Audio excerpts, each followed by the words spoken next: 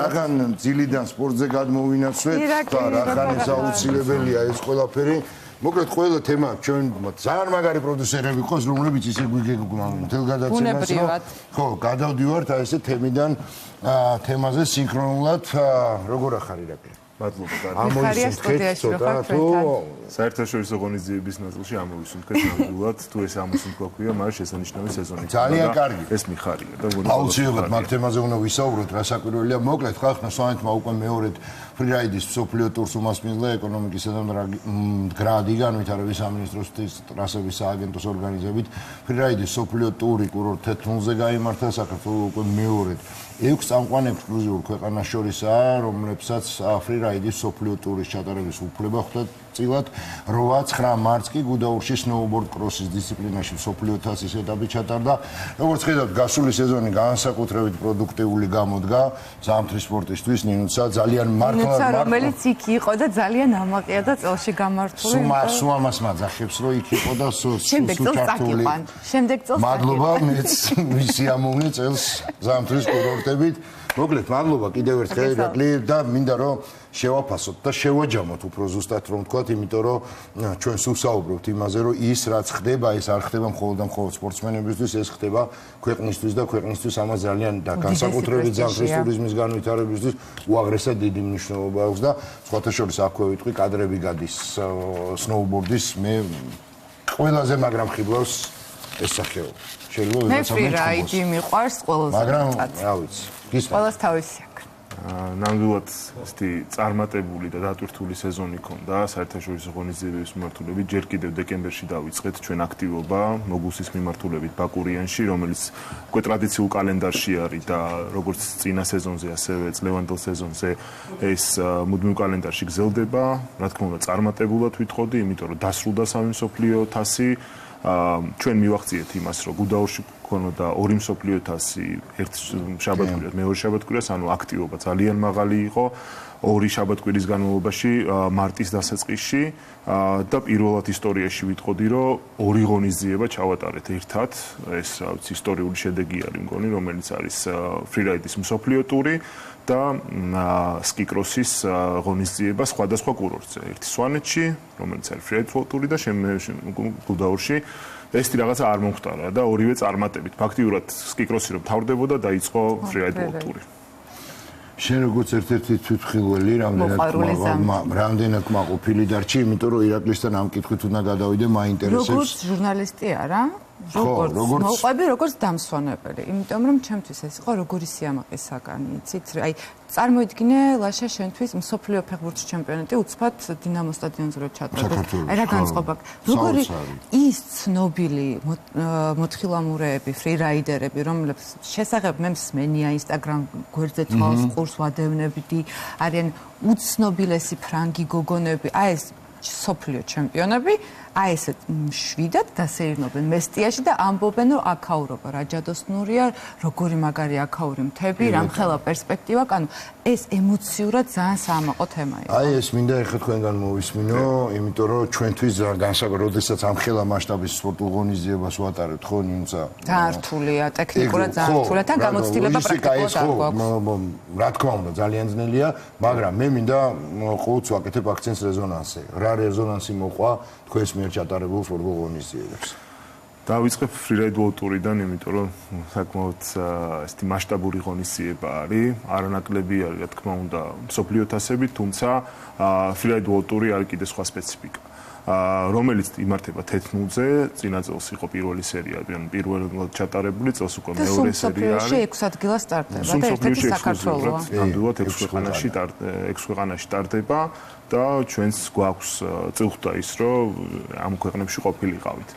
წელს ეს არის ფანჯარა, ერთკვირიანი ფანჯარა არის, ამინდის ფანჯარა ეგრეთ წოდებული, რომელიც იყო 22 თებერვლიდან 1 მარტის ჩათვლით და ნაწილობრივ გაგვიმართლა იმაში, რომ ჩვენ ჩავატარეთ 1 მარტზე შეჯიბრი და არ ჩავატარეთ დასაწყისში. რატომ? იმიტომ რომ ეს ყველა რაიდერი, ასე ვთქვათ, სპორტსმენი, ვინც მონაწილეობს და 52-53 სპორტსმენი არის, ვინც მონაწილეობს ამ ტურში, ფაქტიურად 6 დღის განმავლობაში იყვნენ მესტიაში.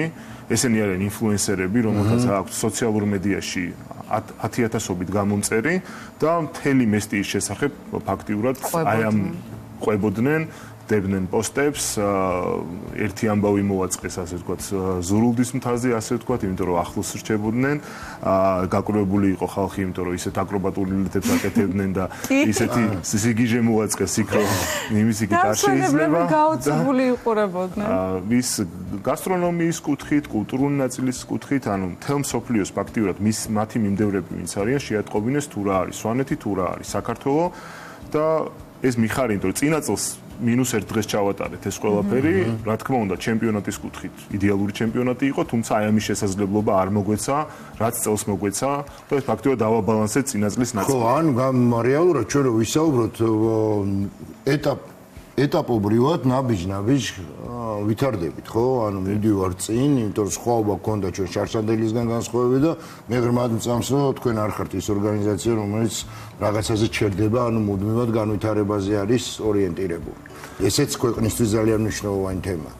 დიახ, ჩვენ ზუსტად იმას ვახერხებთ, რომ ყოველ წელს გარკვეული სიახლეები შევიტანოთ საერთაშორისო ღონისძიების, არა მარტო საერთაშორისო ღონისძიების მიმართულებით, მაგრამ ეს არის ის ყველაზე მეტად რაც ჩანს საქართველოშიც და რა თქმა უნდა მთელ მსოფლიოში.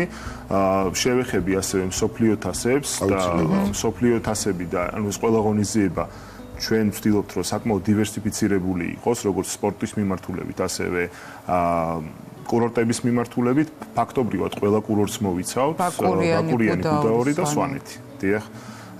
გოდერძის ესე იმ ღონისძიებებში, რომელიც საერთაშორისო ღონისძიებებში არ იყოს, ჩვენ ვატარებთ ლოკალურ ღონისძიებებს, საქართველოს პირველობა და ასე შემდეგ და დაჩაგრული ნამდვილად არ არის.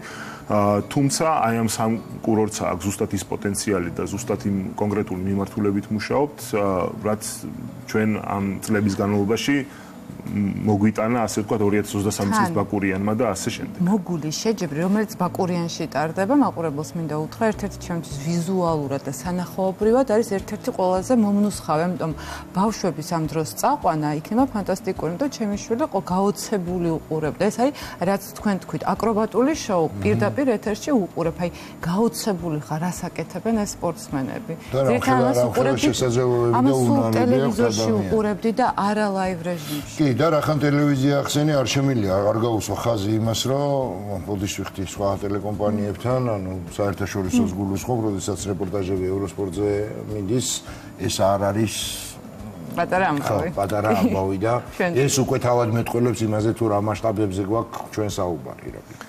დიახ, მსოფლიო თასის ფარგლებში წელს სამ მსოფლიო თასის ფარგლებში 300 სპორტსმენი იყო ჩამოსული. და ტრანსლირება, ანუ დაფარვა ქონდა ძალიან დიდი რა. ეს არის პირველ რიგში გამოყოფთი, როგორც ვთქვით, ევროსპორტის პლატფორმას და ასევე სხვა სპორტულ პლატფორმებს, რომელიც სხვადასხვა ქვეყნების მიმართულებით სხვადასხვა, მაგრამ ძირითადად ცენტრალური ევროპა, დასავლეთ ევროპა, რა თქმა უნდა, ევროსპორტი და ევროსპორტზე გადაეცემა. ესეც განსხვავდება დისციპლინები, რა სხვადასხვა დისციპლინა, სხვადასხვა პოპულარობა აქვს ევროპაში თუ სხვა, ასე ვთქვათ, კონტინენტებზე.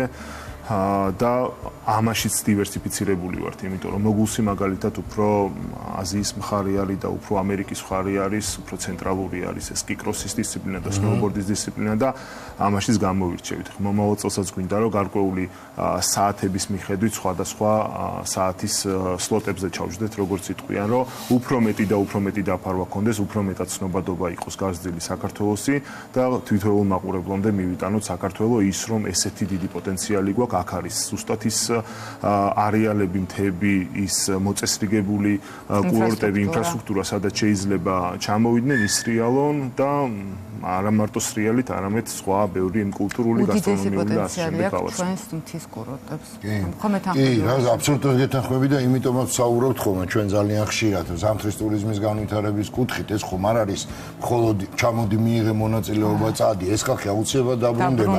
და ხო, დაბრუნდება ტურისტის რანგში და არა როგორც ამ შემთხვევაში, მონაწილე ცალკე, მაგრამ ტურისტის რანგში ჩამოდის, ეს უკვე სხვა ამბავია და ამ ყველაფრის დამსახურებაა და ირაკლი, რახან თქვენ ახსენეთ, რომ თქვა ჩარშანდელისგან განსხვავებით წელს სიახლე გქონდა, მოდი ბარემ ვისარგებლებ შემთხვევით და დარწმუნებული ვარ გაქვთ რაიმე რაღაც მონახაზი ისეთი, კიდევ რა სხვაობა შეიძლება იყოს წლევანდელს და უკვე მომდევნო წელს შორის.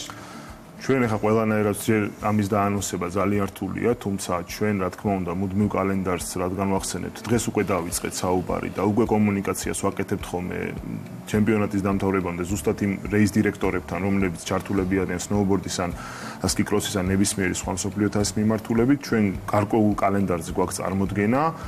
ყველანაირად ვთილობთ სიახლის კუთხით, აი თუნდაც ის მოგულსი, რომელიც არის საკმაოდ პოპულარული დისციპლინა. მივახციოთ იმას, რომ ღამის ღამის ჩემპიონატი ჩავატაროთ, ეს ნამდვილად სიახლე იქნება.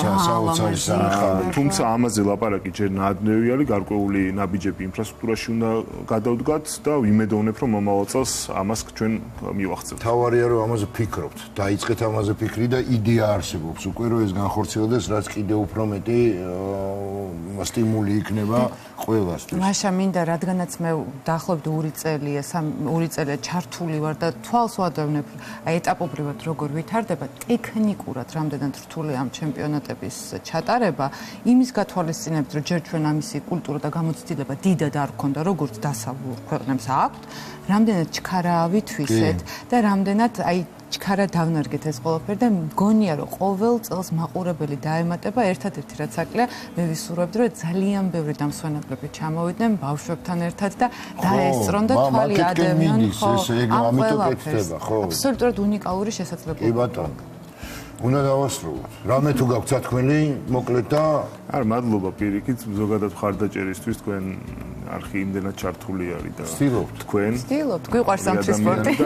მადლობა რომ ესე გიყვარს სპორტი და ესეთი მხარდაჭერა აქვს ჩვენ მიმართულებით. კი ბატონო, მადლობა თქვენ რასაც აკეთებთ ზოგადად აი ამ ყველაფრიდან გამომდინარე, იმიტომ რომ კიდევ რითიც დავიწყე იმეთვე დავასრულოთ თქვენთან საუბარს, რომ ქვეყნისთვის უაღრესად მნიშვნელოვანია ეს ყველაფერი. მადლობა რომ იყავით ჩვენი სტუმარი ნინუსა. მადლობა ვაშა. კიდევ ერთი კარგი საქმიანი დღე. ხო, ალამდე რა საკვირველია, საქმიანი, საინტერესო და დავემშვიდობოთ მაყურებელს.